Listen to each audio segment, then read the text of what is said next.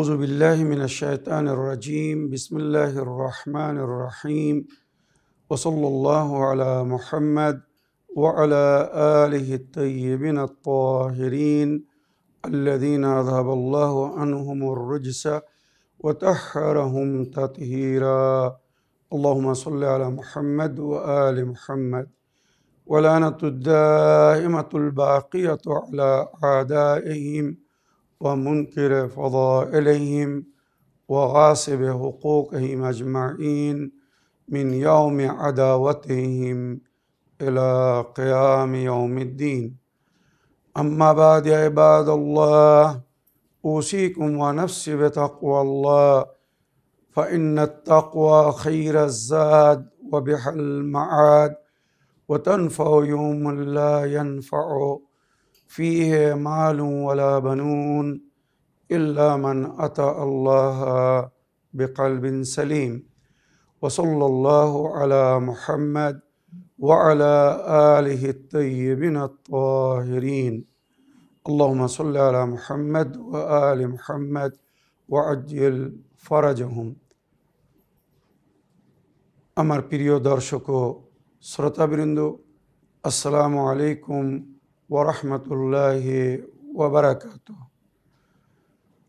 আপনাদের সকলকে আন্তরিক সালাম ও শুভেচ্ছা জানিয়ে আজকের অনুষ্ঠান ইসলাম ইন বাংলায় আপনাদেরকে স্বাগতম জানাই।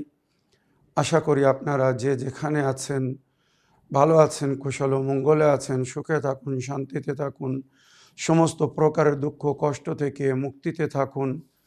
আল্লাহ রব্বুল আলামিনের কাছে এই কামনা করি। যারা অসুস্থ আল্লাহ তাদেরকে সুস্থতা দান করুন, যারা ঋণে ভুগছে আল্লাহ তাদেরকে ঋণ মুক্তি করুন। ওইরূপ যাদের জীবনে কোনো প্রকারের অভাব বা অশান্তি আছে আল্লাহ রব্বুল আলামিন তাদের সকলের জীবনে সুখ শান্তি দান করুন ও সকলের মনোকামনা আশাকে পূরণ করুন। আমাদের সকলকে সৎ পথে চলার, অসৎ পথ থেকে দূরে থাকার এবং এক অপরকে সৎ উপদেশ দেওয়ার তৌফিক দান করুন। আমরা যেন সত্য বা হক জিনিসকে জেনে শুনে মেনে তার উপরে আমাল করে সেটা অন্যদের সামনে তুলে ধরতে পারি বা সকলের কাছে পৌঁছে দিতে পারি। আল্লাহ রব্বুল আলামিন আমাদেরকে সেই মনোবল ও নেক তৌফিক দান করুন। আমিন ইয়া রাব্বাল আলামিন। এই দোয়ার সঙ্গে আজকের পর্ব শুরু করতে চলেছি। বিনা কোনো ভূমিকায় সরাসরি আপনাদের পাঠানো পেন্ডিং প্রশ্নের উত্তর দিতে চাই।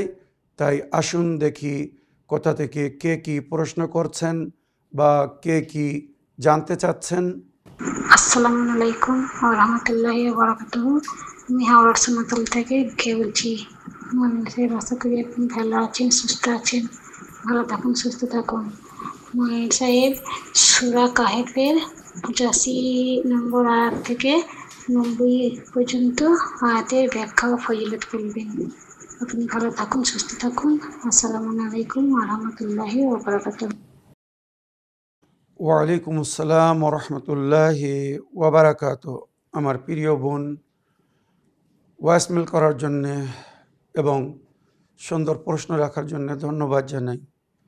আপনি সূরা কাহেফের আয়াত নম্বর 85 থেকে 90 ব্যাখ্যা জানতে চেয়েছেন।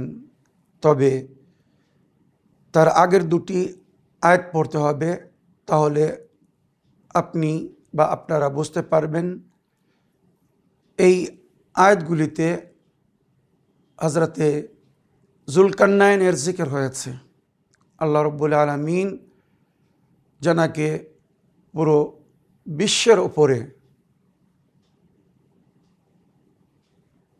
ক্ষমতা দান করেছিলেন, বাদশাহত দান করেছিলেন। তাই ওনার সম্পর্কে যখন নবীর কাছে প্রশ্ন হতো যে আয় আল্লাহর নবী,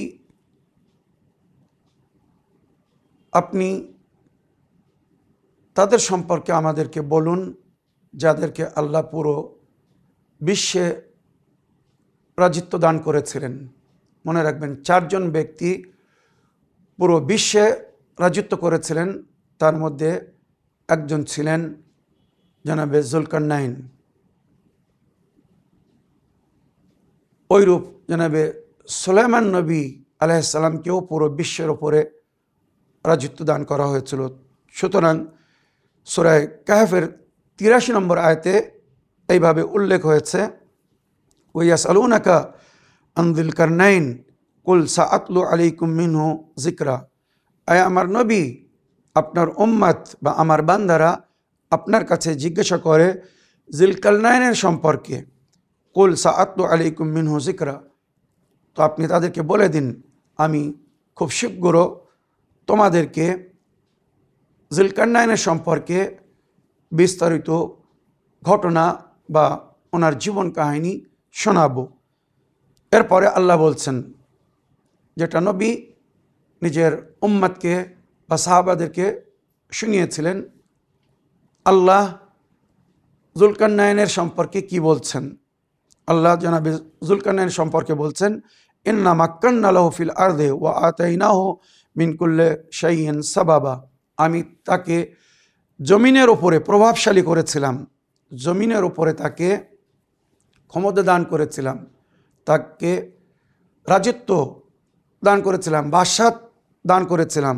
ওয়া আতাইনাহু মিন কুল্লি শাইইন সাবাবা, আর সমস্ত জিনিসের কারণ বা সমস্ত জিনিসের বিষয়ে তাকে শিক্ষা দান করেছিলাম। সে যেটা চাইতো সেটা করতে পারত, এমন ক্ষমতা আল্লাহ হযরতে যুলকারনাইনকে দান করেছিলেন। সুতরাং ফাতবা আসাবাবান, জানাবে যুলকারনাইন, আল্লাহ ওনাকে যে ক্ষমতা বা যে প্রসেস, যে সিস্টেম দিয়েছিলেন, যার কারণে উনি পুরো বিশ্বের ওপরে রাজত্ব করেছিলেন, উনি আল্লাহর নির্দেশ বা নিদর্শনাকে সুন্দরভাবে ফলো করছিলেন। ফাতবা সাবাবা মানে জানাবে যুলকারনাইন সমস্ত ওয়াসাইল, জারিয়া, উপায় যেটা আল্লাহর তরফ থেকে ওনাকে দেওয়া হয়েছিল বিভিন্ন বিষয়ের জন্যে, উনি সেটাকে উপয়োগ করছিলেন বা সেটাকে ফলো করছিলেন, মেনে চলছিলেন। হাত্তা ইযা বালাগা মাগরিবা শামসে, যখন উনি এমন জায়গায়, এমন স্থানে পৌঁছেছেন যেখানে সূর্য অস্ত যাচ্ছিল, ওয়াজাদাহা তাগরুবু ফি আইনিন হামিয়া, উনি দেখলেন সূর্য অস্ত যাচ্ছে এমন এক জায়গায় যেখানে একটি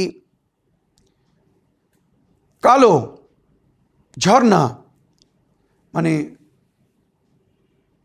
কাদা যাকে আমরা বলি, কালো কাদার উপরে ঝর্ণা জারি হচ্ছে, আর সেখানে সূর্য অস্ত যাচ্ছে। মনে রাখবেন, ওটা ছিল বিশ্বের শেষ সীমান্ত পশ্চিমাঞ্চল, যেখানে সূর্য অস্ত যাচ্ছিল, আর ওখানে এমন এক ঝর্ণার কাছে সূর্য অস্ত যাচ্ছিল যেখানে কালো কাদা ছিল, আর সেখানে এক কম বসবাস করছিল। ওয়াজাদা ইনদাহা কওমান, সেখানে এক জাত বা এক গোত্র বা এক কম বসবাস করছিল। তাদের মধ্যে কিছুরা আল্লাহর কথা মানত, যুগের নবীর কথা মানত, আর কিছুরা আল্লাহ বিরোধী ছিল। তারা আল্লাহ ছাড়া অন্যের উপাসনা করত, অন্যের ইবাদত করত। তো যারা আল্লাহ বিরোধী ছিল তাদের সম্পর্কে আল্লাহ ওই কওমের সম্পর্কে জানাবে যুলকারনাইনকে বললেন, কুলনা ইয়া যুলকারনাইন, আল্লাহ বলছেন জানাবে যুলকারনাইনকে, কুলনা ইয়া যুলকারনাইন ইম্মা আন তুআযিবা ওয়া ইম্মা আন তাত্তাখিযা ফীহিম হুসনা, আপনি এদেরকে শাস্তি দিতে পারেন, সাজা দিতে পারেন, বা তাদের সঙ্গে সদ্ব্যবহার করতে পারেন, তাদেরকে সঠিক জিনিসের দিকে, সত্যর দিকে আমন্ত্রণ জানাতে পারেন। যদি এরা সত্য জিনিসকে, সঠিক জিনিসকে গ্রহণ করে, মেনে নেয়, আর তার উপরে আমাল করে, ছেড়ে দিন।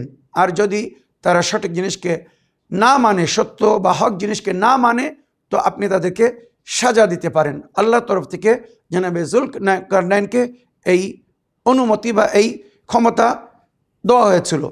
কালা আম্মা মান যালামা ফাসাউফা নুআযিবু, তখন জানাবে যুলকারনাইন বললেন, হে আমার প্রতিপালক, যারা জুলুম করবে, অন্যায় করবে, পাপ করবে, আমি তাদেরকে শাস্তি দেব, মানে জালিমদেরকে ডবল সাজা দেওয়া হবে।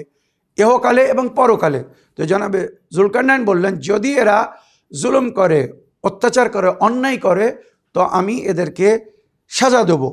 সুম্মা ইউরাদ্দু ইলা রাব্বিহি ফায়ুআযযিবুহু আযাবান নুকরা, তারপরে এদেরকে এদের প্রতিপালকের দিকে মানে আল্লাহর দরবারে ফেরত পাঠানো হবে, সেখানেও আল্লাহর তরফ থেকে এদেরকে কঠোর সাজা দেওয়া হবে। ওয়া আম্মা মান আমানা ওয়া আমিলা সালিহান ফালাহু জাযাউল হুসনা। জনাবে জুলকারনাইন বলছেন, যদি কেউ নেক কাজ করে, মানে আমিলা সালিহান, এই কওমের মধ্যে যদি কেউ নেক কাজ করে, ফালাহু জাযাউল হুসনা, তো তার সে সুন্দর পরিফল বা প্রতিফল পাবে, প্রতিফল দেখবে, ভালো জাযা পাবে। ওয়া সানাকুলু লাহু মিন আমরিনা ইউসরা, আর আমি তাদের জন্যে সমস্ত জিনিসকে সহজ করে দেব, তাদের জন্যে সমস্ত ফ্যাসিলিটি প্রোভাইড করব, যারা তাতে শান্তির সঙ্গে জীবনযাপন করতে পারে। মনে রাখবেন, এটা তাদের জন্যে যারা নবীর কথা শুনে বা আল্লাহর ওলিদের কথা শুনে সঠিক পথের পথিক হয়ে চলে, তো আল্লাহ রাব্বুল আলামিন তাদের জন্য ওয়াদা করছেন, তারা একালেও শান্তিতে থাকবে, পরকালেও শান্তিতে থাকবে। এরপরে বলা হচ্ছে সুম্মা আতবা সাবাবান, এইভাবে জুলকারনাইন আল্লাহর আদেশকে ফলো করছিলেন, আর আল্লাহ যেভাবে বলছিলেন উনি সেইভাবে আগে যাচ্ছিলেন, কাজ করছিলেন। 90 নম্বর আয়াতে বলা হচ্ছে হাত্তা ইযা বালাগা মাতলা শামসে, এবারে যখন উনি সেখানে পৌঁছেছেন, পশ্চিম অঞ্চল থেকে বিশ্বের পূর্বাঞ্চলে পৌঁছেছেন, যেখানে সূর্য উদয় হচ্ছিল।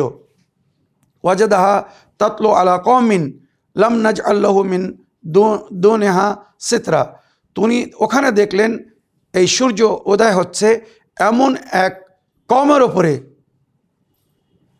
যাদের মাঝখানে আর সূর্যের মাঝখানে কোনো পর্দা নেই, সরাসরি।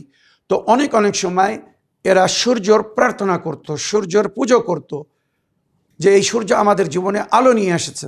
তো জনাবে জুলকারনাইন তাদেরকে বললেন, না, তোমরা সূর্যর পূজা করো না, সূর্যর প্রার্থনা করো না, বরং প্রার্থনা করো তার যে এই সূর্যকে উদয় করছে, যে এই সূর্যকে তোমাদের জীবনে আলো আনার জন্যে, তোমাদের জীবনকে আলোকিত করার জন্যে পাঠিয়েছে, যে এই সূর্যর সৃষ্টিকারী, সৃষ্টিকর্তা, তার উপাসনা করো।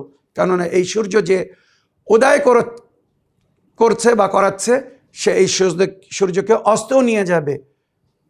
তো যদি তোমরা সূর্যর উদয় হতে দেখে প্রার্থনা করো, পুজো করো, তো যখন অস্তে চলে যাবে, তোমাদের জীবনে অন্ধকার হয়ে যাবে, তখন হয়তো তোমরা তাকে ভুলে যাবে, যার কারণে তোমাদের জীবনে আলো ছিল। সুতরাং দিনের বেলাও আল্লাহকে স্মরণ করো, রাতের বেলাও আল্লাহকে স্মরণ করো, যে আল্লাহ তোমাদের জীবনে উজালা এনেছিল সূর্যের আলোর মাধ্যমে, আর রাতকে আল্লাহ সৃষ্টি করেছে বা রাতের অন্ধকার দিয়েছে, যাতে তোমরা ঘুমাতে পারো। সারা দিনের পরিশ্রমের পরে যখন ক্লান্ত হয়ে যাও, তো ঘুমিয়ে যাতে শান্তি লাভ করতে পারো। এই সমস্ত জিনিসের জিকির আল্লাহর কিতাবের মধ্যে হয়েছে। আমার প্রিয় বোন, আশা করি এই যে আয়াতের ব্যাখ্যা করলাম, এর থেকে শিক্ষা লাভ করেছেন। তবে জানাবে জুলকারনাইনের যখন ঘটনা এই আয়াতের মাধ্যমে আমি আপনাদেরকে বললাম বা শোনালাম, তো ওনার জীবনের একটি শেষ ওসিয়তও আমি আপনাদেরকে শোনাতে চাই, যার মধ্যে আমাদের জন্যে সুন্দর শিক্ষা লুকিত আছে। আর সেটা হচ্ছে, জানাবে জুলকারনাইন যিনি পুরো বিশ্বের ওপরে রাজিত্ব করে গেছেন, পুরো বিশ্বের বাদশাহ ছিলেন, উনি শেষ সময় ওসিয়ত করেছিলেন, আমি যখন মারা যাব, তো আমার হাত যেন কাফনের ভেতরে না রাখা হয়, আমার হাত যেন কাফনের বাইরে রাখা হয়। তো প্রজারা বা ওনার সেবক, ওজির, মুশির যারা ছিল, তারা জিজ্ঞাসা করলো যে জুলকারনাইন, আপনি আমাদেরকে এমন কেন করতে বলছেন? তখন জনাবে জুলকারনাইন বলেছিলেন, আমি বিশ্বকে একটি শিক্ষা দিয়ে যেতে চাই, যে আমি জুলকারনাইন পুরো বিশ্বের রাজা, পুরো বিশ্বে রাজিত্ব করে যাচ্ছি, কিন্তু আমি দুনিয়া থেকে যাওয়ার সময় খালি হাত যাচ্ছি, কিছু নিয়ে যাচ্ছে না, এই দুনিয়ার কোনো জিনিস আমার সঙ্গে যাচ্ছে না, ওইরূপ তোমাদেরকেও এই দুনিয়া থেকে খালি হাত যেতে হবে।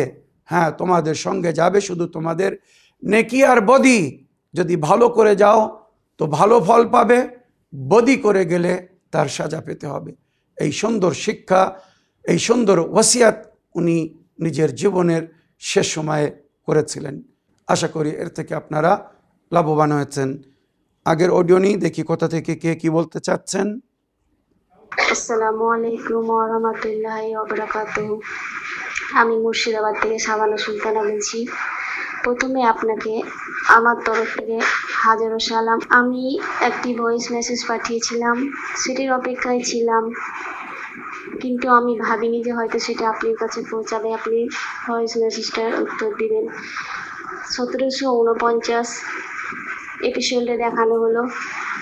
আমি আমার পরিবার নিয়ে দেখি এবং খুব আনন্দিত হই, এবং যারা রোজা রেখেছিল, মানে আপনার কথা শুনে আমি তাদেরকে বলি এবং নিজেও রোজা রাখি, তাদেরকেও রেখেছিল, তারাও খুব খুশি। এবং আমার দ্বারাই যতটা সম্ভব আমি এই অনুষ্ঠানের কথা, আপনার কথা বলি, যাতে তারা দেখে। এবং আমি যে বলেছিলাম, একটি মেসেজ পাঠিয়েছিলাম, আপনি দেখিয়েছিলেন সেটির কথা বলে আমার ভয়েসটা শুনে তারা ভালো আনন্দ পেয়েছিল খুব। এবং একটাই বড় কথা যে এই আমার ভয়েসের মাধ্যমে আপনাকে চিনলো ও অনুষ্ঠানটিকে জানলো, এটাই হচ্ছে আমার কাছে অনেক বড়। আলহামদুলিল্লাহ, আপনি ভালো থাকুন, সুখে থাকুন। আর আমার পরিবারের তরফ থেকে আপনাকে সালাম রইল। আমি একটি আমার বোনের কথা বলতে চাই। তার বয়স 10 বছর। তার নাম খাদিজা খাতুন। সেই বাচ্চাটি স্কুলে যেতে চায়, মসজিদে যেতে চায়, কিন্তু তার স্থান হয় না। অথচ আল্লাহ পাক তাকে এত বুদ্ধি দিয়ে তৌফিক দান করেছে যে খুব সুন্দরভাবে, দেখতেও সুন্দর, খুব সুন্দরভাবে করে থাকে, কাজকর্ম করে। কিন্তু সেই বাচ্চা কোরআনও পড়তে চায়, অথচ আমাদের সঙ্গে নামাজও পড়ে। কিন্তু এমন আল্লাহ পাকের যে সে তার কথা কানে পৌঁছাচ্ছে না, কোনো কথা কানে পৌঁছাচ্ছে না বলে সে কথা বলতে পারে না। অথচ তার মুখের ভেতর যে বাদ্যযন্ত্র আছে, কথা বলার শক্তি আছে, সেটি আছে, তার সত্ত্বেও সে কানে শুনতে না পাওয়ার কারণে সে কথা বলতে পারে না। তার বাবা মার দাবি যে আপনি তো কোরআন থেকে অনেক আয়াত সবাইকে বলে দেন অসুখের কথা, কিন্তু আমরা নিশ্চিত যে আপনি পারবেন। তার জন্য একটু দোয়া করবেন।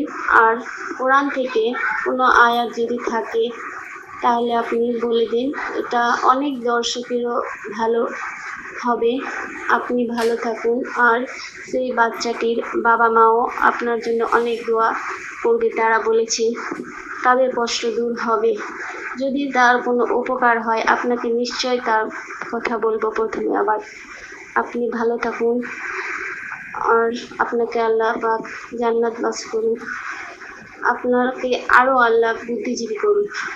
এই বলে আমি আমার কথা শেষ করছি। আখিরু দাওয়ানা আলহামদুলিল্লাহি রাব্বিল আলামিন। আসসালামু আলাইকুম ওয়া রাহমাতুল্লাহি ওয়া বারাকাতুহু। ওয়ালাইকুম আসসালাম রহমতুল্লাহি ওবরাকাতুহ। আমার স্নেহের ছোট বোন ভয়েসমেল পাঠানোর জন্য ধন্যবাদ জানাই। আমার কথা শুনে বা আমাদের অনুষ্ঠানকে দেখে শুনে তার উপরে আমাল করার চেষ্টা করছেন, সেগুলো অন্যদেরকে বলছেন, এই যে নেকিতে সহযোগিতা করছেন, ইনশাআল্লাহ আল্লাহর তরফ থেকে এর সুন্দর প্রতিফল বা পরিফল আপনি পাবেন, আজর সওয়াব পাবেন, এটা আল্লাহর ওয়াদা। আমার প্রিয় বোন, আপনি যে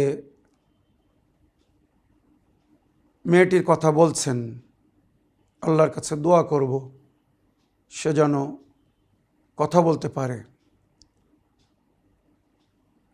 মেয়ে যখন চোখের সামনে থাকে আর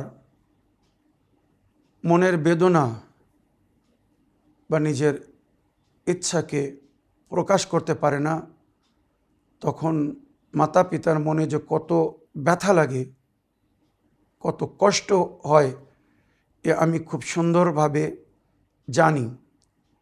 কেননা আপনি যে বা যেমন কন্যার কথা বলছেন, আমার নিজের কন্যারও প্রায় ওই অবস্থা। দেখতে শুনতে খুব সুন্দর, কেউ তাকে তাড়াতাড়ি দেখলে বলতে পারবে না যে এই মেয়েটি অ্যাবনর্মাল, কিন্তু সে কথা বলতে পারে না। আজ প্রায় 20-22 বছর বয়স, আমরা অপেক্ষায় আছি কখন আল্লাহ তৌফিক দান করবেন, সে কথা বলবে। তার একটি কণ্ঠ শোনার জন্যে আল্লাহর কাছে আশা নিয়ে আছি। সামান্য সামান্য সে বলতে পারে, আল্লাহ বলে, নিজের ভাইদের নাম বলে, মা, বউ বা তার ভাইয়ের নাম আলী, হায়দার সব বলে, অল্প অল্প করে বলে। মানে প্রকাশ্য যেমন আমরা কথা বলি, সে নিজের মনের বেদনা বলতে পারে না। অনেক অনেক সময় সে কিছু বলতে চায়, কিন্তু আমরা বুঝতে পারি না, তখন এত কষ্ট হয়, সেটা ভাষায় আমি বর্ণনা করতে পারি না। তাই আল্লাহর কাছে দোয়া করি, এবং আপনারাও আমার মেয়ের জন্য দোয়া করবেন, আল্লাহ দুটোর মধ্যে কোনো একটি শক্তি যেন তাকে প্রদান করে। হয় সে নিজে হাতে নিজের সমস্ত কাজ যেন করতে পারে, আর নইলে সে যেন নিজের দুঃখ কষ্ট মনোবেদনা যেন বলতে পারে, যাতে অন্যরা তাকে সহযোগিতা করতে পারে। আমার প্রিয় বোন, আল্লাহর কাছে দোয়া করছি, কখন আল্লাহ কার দোয়ায় কার উদ্ধার করে দেবে কেউ জানি না, কেউ জানে না। সুতরাং এ বিষয়ে বুজুর্গান বা আরেফিনরা যেটা বলেছেন, আপনি যে কন্যার কথা বলছেন, সূরা লুকমানের প্রথম 7টি আয়াত পড়ে ওর কানে ফু দিতে হবে, দম করতে হবে। আর জয়তুনের তেলের উপরে ওই 7টি আয়াত, সূরা লুকমানের প্রথম 7টি আয়াত এবং সূরা আলহাম 7 বার পড়ে ফু দিয়ে প্রতিদিন 1 ফোঁটা করে 2 কানে 2 ফোঁটা ড্রপ দিয়ে দিতে হবে। আর এছাড়া কোনো পবিত্র ব্যক্তির মাধ্যমে, যার জবানের উপরে আসার আছে, যে নাচিস বা হারাম খায় না বা জেনে শুনে গুনাহ করে না, পাপ করে না, এমন ব্যক্তির মাধ্যমে ওই কন্যার জিহ্বাহ ধরে যদি এই আয়াত পড়া হয়, সূরা ফুসসিলাত আয়াত নম্বর 21 ওয়াকালু লিজুলুদিহিম লিমা শাহিদতুম আলাইনা কালু আনতাকানা আল্লাহু আল্লাযী আনতাকা কুল্লা শাইইন ওয়া হুয়া খালাকাকুম আউওয়ালা মাররাতিন ওয়া ইলাইহি তুরজাউন। যখন জিজ্ঞাসা করবে মানুষ নিজের শরীরের অংশের কাছে যে তোমরা কিভাবে আমাদের বিরুদ্ধে সাক্ষী দিচ্ছ, কথা বলছো, তখন তারা বলবে কালু আনতাকানা আল্লাহু আল্লাযী আনতাকা কুল্লা শাইইন, আমাকে এই কথা বলার শক্তি, মানে শরীরের একটি একটি অংশ বলবে যে এই বলার শক্তি, কথা বলার শক্তি আমাকে সেই আল্লাহ দান করেছেন, যে আল্লাহ সবাইকে বলার ক্ষমতা দিয়েছেন। ওয়া খালাকাকুম আউওয়ালা মাররাতিন, সেই তোমাদেরকে প্রথম সৃষ্টি করেছেন, ওয়া ইলাইহি তুরজাউন, আর তার কাছেই ফিরে যেতে হবে। তো এর মধ্যে কথা বলার জিকির হয়েছে। তাই এই আয়াতটি যদি জিহ্বাহ ধরে তার উপরে পড়ে দম করে দেওয়া হয়, তো হয়তো সঙ্গে সঙ্গে কথা বলতে পারে। এটা ওই ব্যক্তির উপরে নির্ভর করে যে ব্যক্তি এটা পড়বে। আল্লাহ কাকে তৌফিক দান করবে আমরা জানি না। তাছাড়া আমি বলবো, ওই কন্যার জিহ্বাহর নিচের অংশ এটা চেক করতে হবে। অনেকের জিহ্বাহর মানে আগ পর্যন্ত মানে জড়িয়ে থাকে, যেটাকে গেরাহ বলে, ওই গেরাহ খুলতে হবে। যদি ওইটা সামনে পর্যন্ত জড়িয়ে থাকে, তো ওটা অপারেশনের মাধ্যমে কিছুটা কেটে দিলে বাচ্চারা কথা বলা শুরু করে। তো ওটা একটু চেক করতে বলুন যে জিভের আগ পর্যন্ত জড়িয়ে নেই, তো মানে জিভটা পুরো যদি ওপর নিচে না হয়, তখন কিন্তু বাচ্চারা শুদ্ধভাবে কথা বলতে পারে না। অনেক সময় আলজিভ যদি ছোট হয়, যেখান থেকে ভয়েস ক্রিয়েট হয়, তার কারণেও অনেক অনেক সময় বাচ্চারা বা বাচ্চিরা কথা বলতে পারে না। তো এগুলো একটু লক্ষ্য করতে হবে, দেখতে হবে। এছাড়া সূরা তাহা আয়াত নম্বর 25 থেকে 28 ওকে রিপিট করানোর চেষ্টা করতে হবে, পড়তে হবে, কেউ পড়ে শোনাবে আর বলতে হবে তুমি এটা বলো। জানাবে মুসা নবী উনি তোতলা কথা বলতেন, শুদ্ধ কথা বলতে পারতেন না, তাই উনি আল্লাহর কাছে এইভাবে দোয়া করেছিলেন, ক্বালা রাব্বি ইশরাহ লি সাদরি ওয়াইসির লি আমরি ওয়াহলুল উকদাতাম মিন লিসানি ইয়াফকাহু কওলি। তো এটা যদি ও নিজে পড়ে বারবার চেষ্টা করে, হয়তো আল্লাহ কথাকে শুদ্ধ করে দেবে, যেমন মুসা নবীর কথাকে আল্লাহ শুদ্ধ করে দিয়েছিলেন। আমার প্রিয় বোন, আশা করি প্রশ্নের উত্তর পেয়েছ। আগের অডিও শুনি, দেখি কোথা থেকে কে কি বলতে চাচ্ছেন বা কে কি জানতে চাচ্ছেন। বিসমিল্লাহির রহমানির রহিম। আসসালামু আলাইকুম রহমতুল্লাহি ওয়া বারাকাতুহু। আমি আসাম ধুবড়ী জেলা থেকে বলছি। কোশ্চেনটি ইসলাম ইন বাংলাতে দিলাম। হুজুর সাহেবকে আল্লাহ পাক ভালো রাখুক, সুস্থ রাখুক। হুজুর সাহেব, আমার কোশ্চেন হচ্ছে কবরস্থান নিয়ে। হুজুর সাহেব, ওই বাংলা দোয়া অ্যাপে যে আছে জিয়ারতে আহলে কবুর, তো আমাদের এখানে কবরস্থান আমি যে যাই, তো আমি যখন দোয়া করি, এই পিছনে যখন পুরুষ মানুষ যায়, আরো সঙ্গে আমার মানুষ যায়, ভাইটি তো এখন অত শিখে নাই, আমাকে বলে তুমি অল্প জোরে জোরে বলে দাও, আমিও সঙ্গে সঙ্গে করি। কোনোদিন মাও যায়, তো এপাশ ওপাশ দেখতে হয়, মানে যদি যেই দেখি যে ভিন পুরুষ এসেছে তখন বলা বন্ধ করি দোয়া বা মোনাজাতে যেগুলো কথা বলতে হয়, যে আল্লাহ এখানকার সকল কবরবাসীকে মাফ করে দাও। আমার দাদিমা আছে, আমার জেঠা আব্বা আছে, বা আমার আব্বার মাসিতো ভাই আছে, আমার আব্বার মাসিতো ভাইয়ের একটা পরিয়াল, সব পরিয়াল ওনাদের বাড়ি যে কি হয়েছিল আল্লাহ মাবুল জানে, অল পরিয়াল ওই কবরস্থানে আছে। ওনাদের জন্য দোয়া করেওয়ালা কেউ নাই, তো ওনার জন্য, ওনাদের সকলের জন্য আমি দোয়া করি। তো মোনাজাত আমার দেরি লম্বা হয়ে যায়, তখন রাস্তা দিয়ে পুরুষ মানুষ যায়, যখন মানে আমার এই কবরস্থানের, আমরা তো গেটের সামনে দাঁড়াই, যখন মানুষ আসে আমাকে এই পাশ ওপাশ দেখতে হয়। হুজুর সাহেব, দোয়ার মধ্যে এক নিয়তে দোয়া করতে হয়, আমি যে এই পাশ ওপাশ দেখতে যে দোয়া করি, হুজুর সাহেব এগুলো দোয়া হবে জানাবেন। আর ওই যে আহলে কুবুর যে আছে বাংলা দোয়া অ্যাপে, ওই ওই দোয়াটা কি ওই দোয়াটা কবরস্থানে যে ওটা আগে বলতে লাগবে না, ওই যে সূরা ফাতিহা, সূরা ইখলাস, সূরা কদর, আমি তো যে সূরা ফাতিহা দরুদ পড়ি, সূরা ফাতিহা পড়ি, সূরা ইখলাস পড়ি, 12 ইমাম সাহেদ মাসুম আলাইহিমুস সালামের নাম বলি, দরুদ সবসময় পড়ি, এইভাবে করি। হুজুর সাহেব কোন সিরিয়ালে করলে ভালো হবে ওইভাবে জানাবেন। আসসালামু আলাইকুম রহমতুল্লাহি ওয়া বারাকাতুহু। ওয়ালাইকুম আসসালাম রহমতুল্লাহি ওয়া বারাকাতুহু। আমার প্রিয় বোন, আপনার ওয়াইসমেলের জন্য আপনাকে ধন্যবাদ জানাই। আমাদেরকে দোয়ায় স্মরণে রাখার জন্যও কৃতজ্ঞ জ্ঞাপন করি। যে কথাগুলি বললেন বা যে কবরস্থানের জিয়ারতের সম্পর্কে বললেন, আপনি যেটা করছেন কোনো অসুবিধে নেই। যখন কবরস্থানে যাবেন, তো যেটা রওয়ায়াতের মধ্যে উল্লেখ হয়েছে, যদি আহলে কুবুরকে যেভাবে জিয়ারত করতে বলা হয়েছে, সমস্ত কবরবাসীদেরকে সালাম করতে বলা হয়েছে, যদি ওটা ওখানে লেখা থাকে, সমস্ত কবরস্থানের মেন গেটের উপরে এই জিয়ারত বা এই সালাম লেখা থাকে, জানি না আপনাদের ওখানে লেখা আছে কি না, তবে আমাদের আহলে বায়তের অনুগামী অনুসারীদের সমস্ত কবরস্থানে প্রবেশ দ্বারের কাছে এই সালাম, এই জিয়ারত বা এই দোয়া লেখা থাকে, যাতে প্রবেশ করার সময় নবীর আহলে বায়ত যে তালিম দিয়েছেন সেটা পড়ে যেন কবরস্থানে প্রবেশ করে। আসসালামু আলা আহলে দিয়ার মিনাল মুমিনিন ওয়াল মুসলিমিন আনতুম লানা ফরাতুন ওয়া নাহনু ইনশাআল্লাহু বিকুম লাহিকুন। আহলে দিয়ার মানে এমন জায়গায়, মানে নিরাবিলি, যেখানে কোনো টু শব্দ নেই, নীরব স্থান। মোমেনাতরা, মুসলিমাতরা ওখানে আছেন, মানে এটা কবরবাসীদের কথা হচ্ছে। আনতুম লানা ফরাতুন, তোমরা আমাদের আগে চলে গিয়েছো, ওয়া নাহনু ইনশাআল্লাহ বিকুম লাহিকুন, আর আমরা ইনশাআল্লাহ তোমাদের পরে আসছি।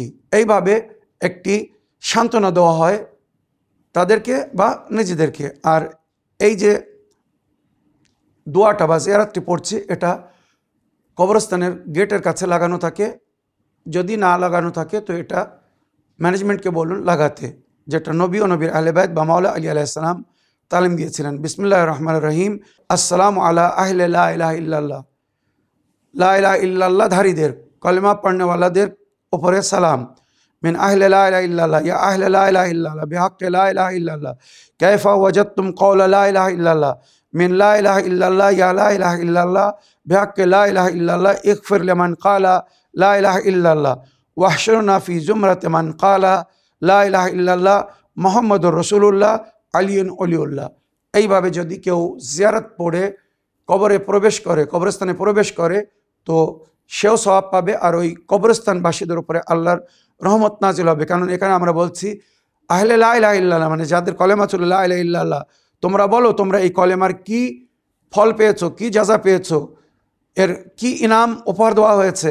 আল্লাহ তোমাদেরকে ক্ষমা করুক, যারা লা ইলাহা ইল্লাল্লাহ বলেছে আল্লাহ তাদের অন্তর্ভুক্ত করুক, আমাদেরকেও যারা লা ইলাহা ইল্লাল্লাহ অন্তর থেকে বলেছে, মুহাম্মদুর রাসূলুল্লাহ অন্তর থেকে বলেছে, আলিয়ুন ওলিউল্লাহ অন্তর থেকে বলেছে। কেননা এই কলেমা হবে জান্নাতের গেট পাস। অন্তরের কলেমার সঙ্গে যদি জান্নাতের প্রবেশ দ্বারের উপরে যে কলেমা লেখা থাকবে, ওই কলেমার সঙ্গে যদি মিল খায়, তাহলে জান্নাতের গেট খুলবে, সে ভেতরে প্রবেশ করতে পারবে।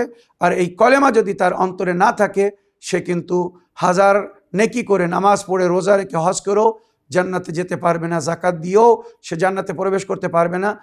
প্রথম জিনিস যেটা হচ্ছে কলেমা, এমান, এমানের সঙ্গে যদি এমানের মিল না খায়। আশা করি আমার প্রিয় বোন আপনার প্রশ্নের আপনি উত্তর পেয়েছেন। আপনি যেভাবে জিয়ারত করছেন ওটা জারি রাখুন। যখনই কবরস্থানে যাবেন সকলে যেন মাগফিরাত তলব করবেন। আর যদি কোনো আপনের আত্মীয় স্বজনের কবরের উপরে যান, তো হাত রেখে 7 বার সূরা কদর পড়বেন। যদি কেউ এমন করে, তো ওই কবরবাসী থেকে 7 দিনের জন্য কমস কম আল্লাহ সমস্ত প্রকারের আযাব বা শাস্তিকে তুলে নেন। আর দরুদ পাঠ করে কবরবাসীদের উপরে হাদিয়া করবেন, তাদেরকে উপহার দেবেন। এর সওয়াব এত, যেটা ভাষায় বলা যায় না বা গণ্য করা যায় না। আল্লাহ কবর থেকে আযাব তুলে নেয়। মুহাম্মদ ও আলে মুহাম্মদের উপরে দরুদ পড়ে যদি সেই দরুদের সওয়াব কবরবাসীদেরকে উপহার দেওয়া হয় বা হাদিয়া করা হয়। এবারে একটি লিখিত চিঠি পড়ব, দেখি কোথা থেকে কে কি জানতে চাচ্ছেন। সালামুন আলাইকুম ওয়া রাহমাতুল্লাহি ওয়া বারাকাতুহু। হুজুর, আমার একটা প্রশ্ন। মেয়েদের যে সাদা সিরাপ ভাঙে, এর কি কোনো ঘরেলু চিকিৎসা আছে? থাকলে একটু বলে দিবেন। এই সমস্যা নিয়ে অনেক মেয়েরা ভুগছে, দয়া করে এর কোনো উপায় বলে দিবেন। খোদা হাফিজ। ওয়ালাইকুম আসসালাম ওয়া রাহমাতুল্লাহি ওয়া বারাকাতুহু। আমার বোন, আপনি আপনার নাম ঠিকানা লিখেননি, আপনি শুধু জানতে চেয়েছেন যদি কোনো মেয়ের সাদা সিরাপ ফাটে, তো তার ঘরেলু উপায় বা চিকিৎসা কী। তো 1 নম্বর আমি পরামর্শ হিসাবে বলবো, গরম খাদ্য, গরম পানাহার থেকে, যার প্রভাব গরম শরীরের মধ্যে উত্তেজনা সৃষ্টি করে, এমন পানাহার থেকে কিছুদিনের জন্য বিরত থাকতে হবে। রেড মিট, ডিম, মাছ বা গরম জিনিস যেগুলো আমরা জানি বা মানি, ওগুলো খেলে হবে না। শাক সবজি, ফল, পাকড়, মানে ঠান্ডা জিনিস যেমন দই রুটি বা দই ভাত, এগুলো খাবেন। অটোমেটিক শরীরের উপরে তার একটা প্রভাব পড়বে। আর তাছাড়া রাতের বেলা 1 গ্লাস গরম পানিতে মনে করুন 2 চামচ কলঞ্জি আর 2 চামচ মেথি দানা, মেথি দানা সমস্ত মুদিখানায় পাওয়া যায়, মেথি দানা আর কলঞ্জির দানা, কালো জিরার দানা, 2 চামচ করে 4 চামচ গরম পানিতে ভিজিয়ে দেবেন। আর সকালবেলা উঠে খালি পেটে আগে ওটা পান করবেন দানা সমেত। ইনশাল্লাহ শারীরিক মানে রক্তের নিয়ন্ত্রণ হয়ে যাবে। আর যে সাদা সিরাপ ফাটছে ওটাও বন্ধ হয়ে যাবে। আজকের এপিসোডের শেষ প্রশ্ন নিই, দেখি কোথা থেকে কে কি বলতে চাচ্ছেন। আসসালামু আলাইকুম। ইসলাম ইন বাংলা, শেখ সাব্বির রেজা ভাইজান। আশা করি আপনি ভালো আছেন, সুস্থ আছেন। ভালো থাকুন, সুস্থ থাকুন। আল্লাহ রাব্বুল আলামিন আপনাকে ভালো রাখুক, সুস্থ রাখুক। আপনার পরিবার পরিজনকে আল্লাহ সবসময় সুস্থ রাখুক। আপনার বাল বাচ্চাও আল্লাহ আপনার মতো হওয়ার তৌফিক আদায় করুক। আমিন ইয়া রাব্বুল আলামিন। আমার প্রিয় ভাইজান, আমার এক আত্মীয় মসজিদে নামাজ আদায় করার জন্য গেছে। শুক্রবার দিন ছিল, তখন মুয়াজ্জিনে কিছু নামাজের ভিতরে ভুল করেছিল। তখন ওই আমার আত্মীয়টা বলল যে মুয়াজ্জিনকে যে আপনি এখানে এই ভুলটা না করে এখানে এই শিক্ষাটা যদি দিতেন তাহলে হয়তো যারা না জানে তারাও ভালো হতো, কিন্তু আপনি এখানে গ্যাপটা দিয়ে আপনি এই দোয়াটা পড়লে খুব ভালো হতো। তাই আল্লাহ আমার ওই আত্মীয়র সঙ্গে তাই সেই মুয়াজ্জিন এত দুর্ব্যবহার করেছে। তারপরে বলেছে আপনার ইচ্ছা হইলে এই মসজিদে আসবেন, না ইচ্ছা হইলে আসবেন না, কিন্তু আমার কোথায় ভুল হয়েছে কি বিষান্তর, আপনি ভুল ধরার কে, এইভাবে করে ব্যবহারটা করেছে। তারপরে অনেক দিন পরে সেই মাওলানা সাহেব আমার ওই আত্মীয় পরে ফুরাদা নামাজ আদায় করতো, মসজিদে যেত না। পরে ওই মাওলানা সাহেব একদিন ওই মুয়াজ্জিন খুঁজছে তাকে, বলে ওই লোকটা আসতো নামাজ পড়তে, এখন মসজিদে নামাজ পড়তে আসে না।